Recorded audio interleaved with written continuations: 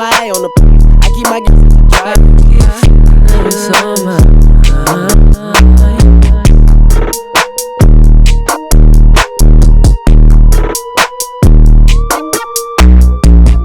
I keep my eye on the. I keep my dry. I keep feeling it's on my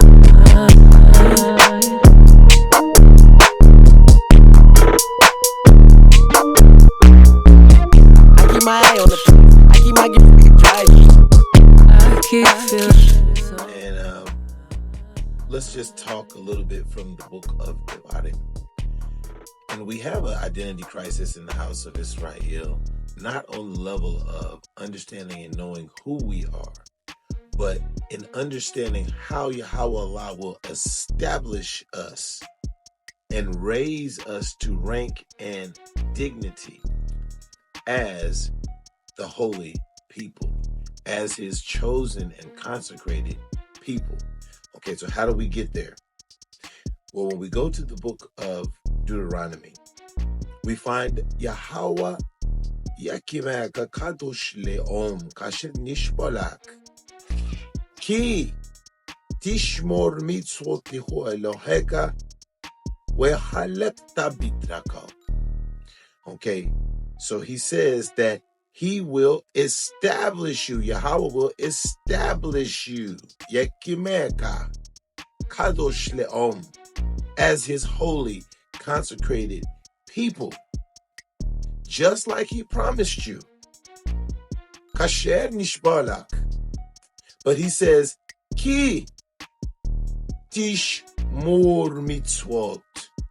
If you keep the mitzvot, if you are careful to defend and perform and maintain and preserve and diligently keep the mitzvot, okay, his decrees, his commands, his ordinances, his statutes, then he will establish you as the holy people. He will raise you to the rank and establish your dignity and fulfill the promise and place you and put you and prepare you and raise you and rouse you to take a hold of your position and occupy your position. But he tells us this is not going to happen except that we follow the mitzvah, the commandments and the statutes and the ordinances and the things that have been prescribed, the commandments and the codes of law, his precepts. And then he also says, Wehalekta bidrakal, and also follow or go or live, okay, or proceed in what? His ways. Okay, he's talking about our ways and our manners, specifically our actions, from that word darak in Hebrew, which literally means our conduct. Okay, it means line. Okay, the example, after his example. Where is the example? It is in the law, that which has been prescribed in the commandments and the statutes and the ordinances. Then and only then can we be established as the holy people, sanctified, certified, separated, and bona fide for the purposes of Yahweh Allah.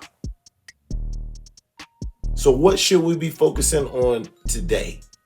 Getting back in line with the sacred service and learning how to walk the line. Now let's look at the next part of covenant reality, the Berith. Remember, a lot of people are saying that they're following Yahweh Allah, okay? But if you're going to follow Yahweh Allah, there is a prescribed way and method that you will do so. Okay, it is according to the Berith. It is according to the covenant. Okay? And then it is according to the Torah, the Hukah.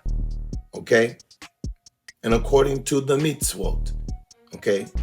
These are the commandments and the things that have been appointed and the fixed patterns and the fixed order and the fixed enactments that he has established in the Berith. Okay?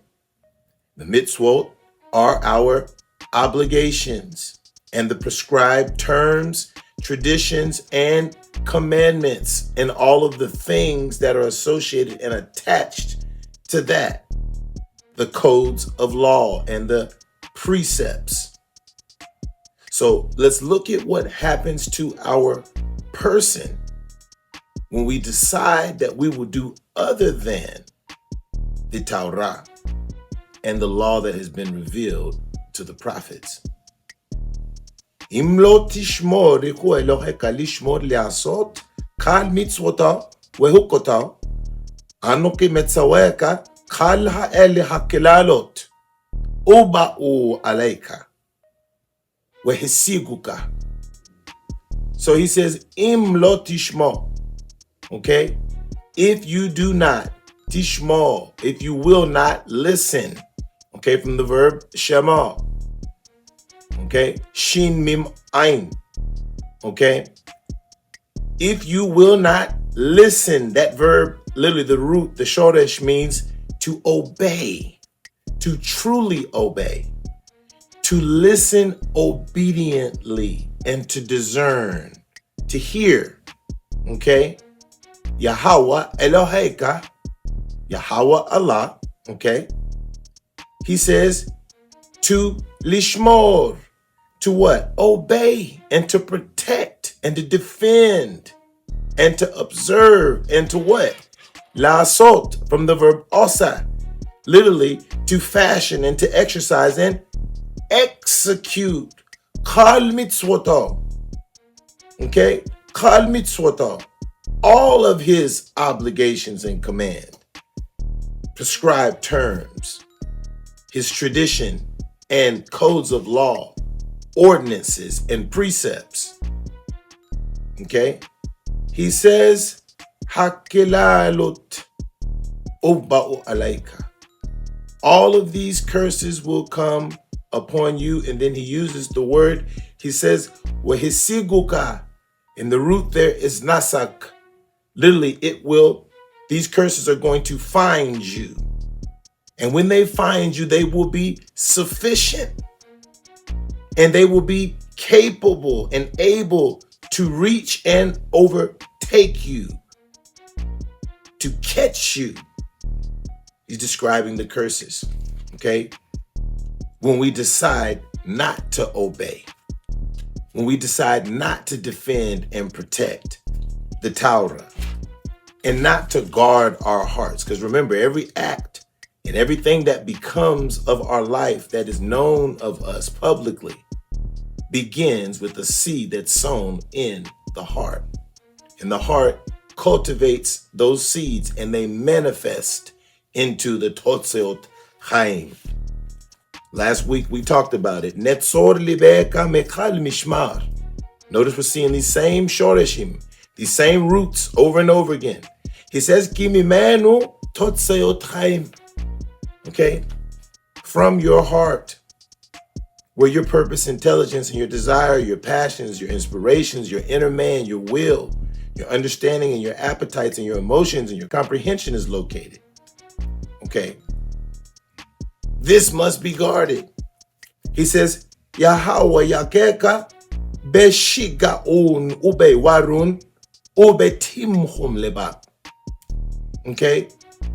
So Yahweh Allah is going to cause you to experience confusion and madness of the what? And blindness of the heart, of your purpose, your intelligence. These are huge things. So you're going to be frustrated and led amiss where your passions are concerned, where your inspiration is concerned, where your desires and your emotions are concerned. You're going to be off balance. Your will is going to be conflicted. Okay? And so what we see is confused people. And what we begin to see when we see that is we see the world we live in today. Inshallah, more on this. I keep my eye on the I keep my drive. It's on my mind.